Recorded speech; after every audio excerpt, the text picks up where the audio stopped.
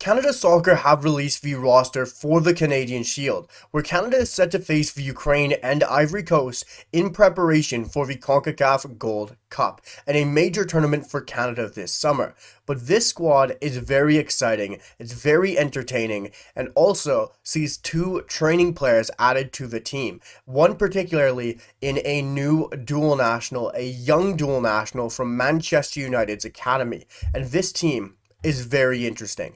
And we're going to break it all down because there is a major question around this team. Is this the best team available to Jesse Marsch for the Canadian Shield and the CONCACAF Gold Cup? Because there's of course some major injuries. There's of course some major players left off due to other prior commitments. So it'll be very interesting to see if this Canadian Shield team is the same one Jesse Marsch takes to the Gold Cup. But we're going to break it down position by position, and we're going to of course start with the goalkeepers, because Jesse Marsch has brought two goalkeepers on the roster, with one being a training player, of course bringing his number one in Dane St. Clair, Canada's best goalkeeper, as well as Maxime Crépeau. Maxime Crépeau comes onto this team, not getting loads of game time with Portland Timbers, but he stays around for a player who has experience, leadership. He is a glue player and someone who Jesse Marsch can trust as a backup goalkeeper to Dane St. Clair, as Dane St. Clair is by far and away Canada's number one goalkeeper and is playing very well this season with Minnesota United. But the training player and the third goalkeeper for this Canadian Shield tournament, you could call it, is Jonathan Sirois. Jonathan Sirois comes in as the training player for the third goalkeeping option. And this third goalkeeping option for the Canadian men's national team is a position that is 100% up for grabs. There's Jonathan Sirois, there's Isaac Boehmer, there's Sebastian Breza, and James Pantemis, who's the one who should probably be there. But you could go further to Europe with Tom McGill and Owen Goodman. And yes, there's probably surprises for some Canadians who might not have noticed, but Owen Goodman is not on this roster, and there's no need to concern about that because Owen Goodman is still sorting out his details around his passport so he can still represent the Canadian men's national team, and that will come in a further roster. So there's no reason to worry about Owen Goodman not getting the call up for this Canadian Shield, as that will probably come in due time. But this team is very interesting at the goalkeeping position. It is almost completely set for the number one spot with Dane St. Clair. There's no question about it. Number two, Maxime Crépeau, doesn't surprise me anymore. He is the glue, he is the experience, and he has the trust to back up Dane St. Clair. That number three spot is absolutely wide open. I probably would have went with James Pantemis, but it truly doesn't matter. It's a very interesting position and will be very interesting to see who Jesse Marsch chooses as the third goalkeeping option for the Gold Cup. But moving on to the defenders, as we have seen a lot of players return here from injury for the Canadian men's national team. Sam Adekubi, Zorhan Bassong, Derek Cornelius, Luc de Fougerolles, Jamie Knight-Labelle, Richie Laryea, and Joel Waterman. A very interesting defending group as we see a fullback group come in with more depth, but also there is injuries there. Richie Laryea still isn't fully fit, but he returns to this roster, and that is a big question of concern for me, because at right back, it's a real problem. With no Alistair Johnston there, you lose a lot of depth. Richie Laryea is still coming back from an injury. Who knows what his fitness levels will be for the Canadian Shield. Hopefully he is fully recovered for the CONCACAF Gold Cup, because that is a very important tournament for Canada this summer, and Richie Laryea would be great to have starting there for the Canadian men's national team. But also outside of that, there's really only Nico Seeger at right back, and hopefully he will start. Hopefully he'll get more major minutes at the Canadian Shield and start at right back for this Canadian men's national team, because that is truly what I do expect. He is on this list. He's listed as a midfielder, of course, but I do believe with his versatility, I wouldn't be surprised to see him at right back like we saw him against the CanMNT in that third place matchup. But outside of that, we see Sam Adekubi return. He's returned to full fitness. He played very well for Vancouver Whitecaps of late and playing some great football. And having Sam Adekubi back is a huge bonus because, of course, without Alphonso Davies, you lose that backup option behind him and you lose that starting left back. Because with no Sam Adekubi, we could see in that last window, we truly didn't have that left back to back up Alphonso Davies. And now with Sam Adekubi returning, it's a huge addition. I don't think some people understand how big and how major it is to have Sam Adekubi back with this national team and back to fitness. As long as he can stay healthy, Sam Adekubi is a huge bonus to this Canadian men's national team. Zoran Basong is there to back him up, and we have four interesting center back partners there. Derek Cornelius, of course, will get the start, whether it's for the Canadian Shield or the Gold Cup. Derek Cornelius is major to have there. But of course, Luc de Fougerolles, Jamie Knight-Labelle, two very young, two very talented center backs. But Jamie Knight-Labelle, very interesting one. He has had a great season so far. He is returning to his parent club in Bristol City, where he will return after his loan spell, and it'll be very interesting to see what he does next season. But he could get the nod for the CONCACAF Gold Cup. With Moise Bompito, of course, not on this team due to that wrist injury where he has to get wrist surgery this offseason. It's yet to be determined if Moise Bompito will be up to health, if he'll be fully fitness after recovering from that surgery for the CONCACAF Gold Cup, which would be a major addition to that squad.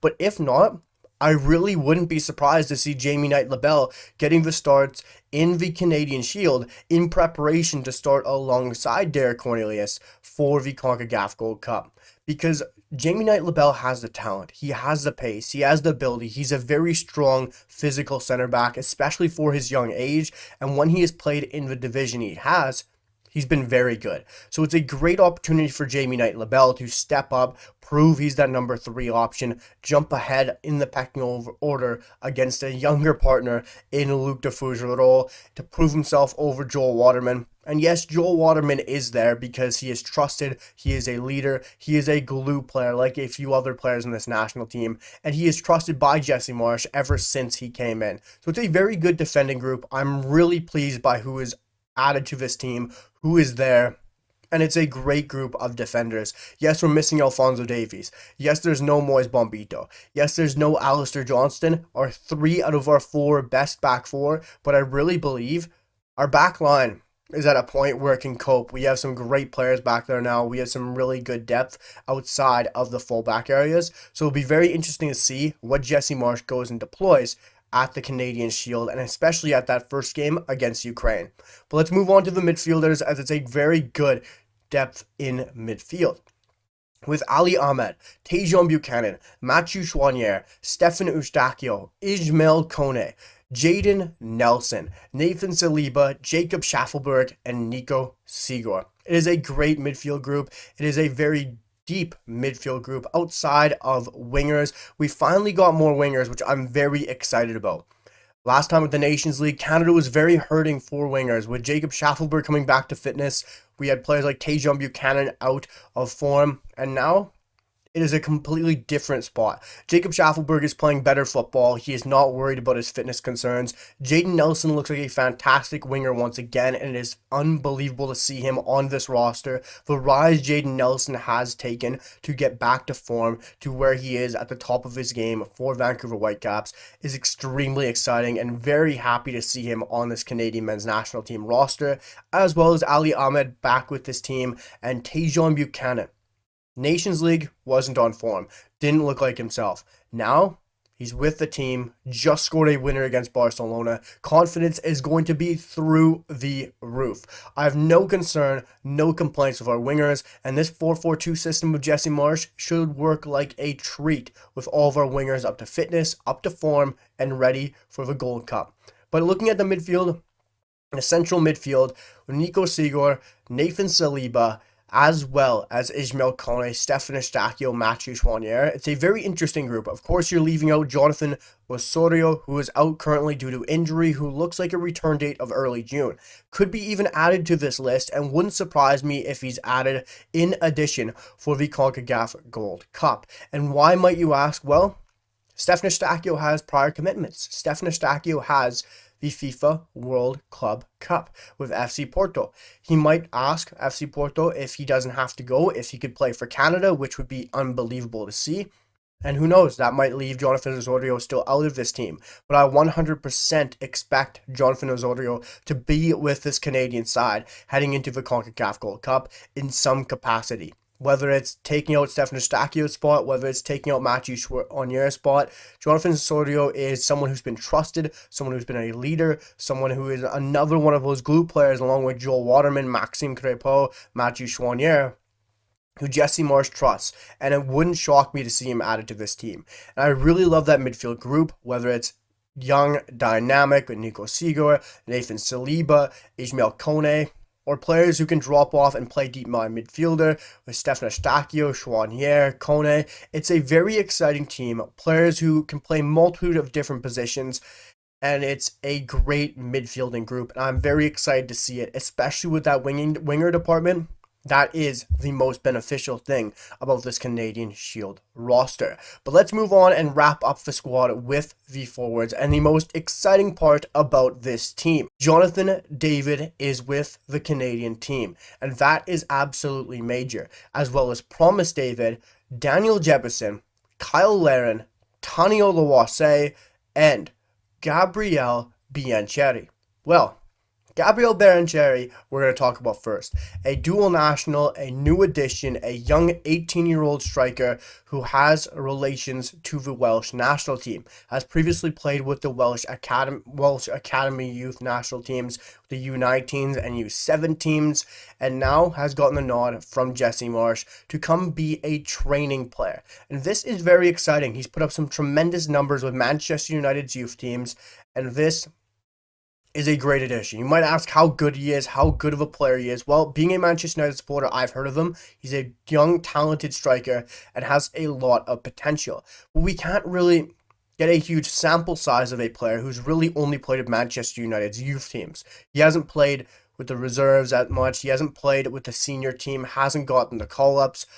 So that's to be determined on how good Gabriel Biancheri truly is at the senior level. Playing with men and playing with youth teams is a completely different scenario. So seeing how he trains, how he plays against a player like Derek Cornelius, how he can get past a player like Richie Larea if he's fit, how he can go up against a Jamie Knight-Labelle, against a Luc de Fougerolles, how he plays against Ismail Kone trading. It's going to be very interesting to see. It's going to be very interesting to hear about. But to have another young dual national with so much hype, so much potential, coming out in an academy like Manchester United, who have continued to develop and scout great young strikers and do it very well, is very exciting. So it's good to see Gabriel Biancheri be a new dual national find. Unfortunately, it has to be a number 9, which we could use it in other positions, but it's a great find from Jesse Marsch and the CSA. We're moving on to the rest of the forwards. I think it's pretty self-explanatory. This is the best forward line we have.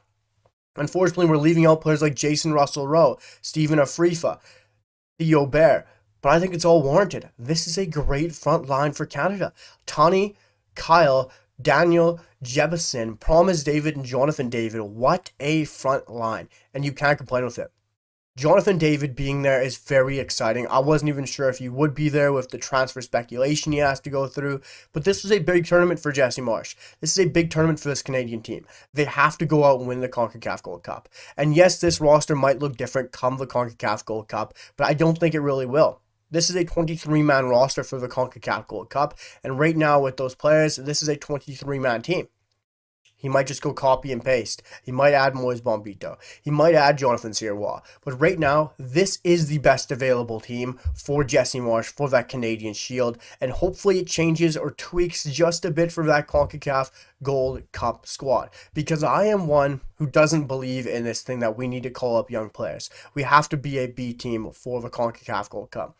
CONCACAF Gold Cup is our Euros. It is our major tournament within this region. And teams need to start taking it at the most and utmost seriously. Go out and win your major tournaments. Go out and win. Make this tournament feel absolutely special, because that's what it should be for Canada. It should be special and held in the highest regard. Yes, the Nations League is new, it's shiny, but it's not the trophy of history. It's the Gold Cup. Gold Cup is our Euros. It is our AFCON, and we have to go out and win the Gold Cup, and we need our best team available, and this, to me, is the best team available. Guys, if you made it this far in the video, if you saw the breakdown, let me know your thoughts, opinions down below in the comments. I truly appreciate it. I know it's a bit longer of a video, but there's so much to break down throughout this team, and it could have been even longer. But let me know your thoughts, opinions on each position. Would you have changed anything? Is this the best Canadian team available for the Canadian Shield?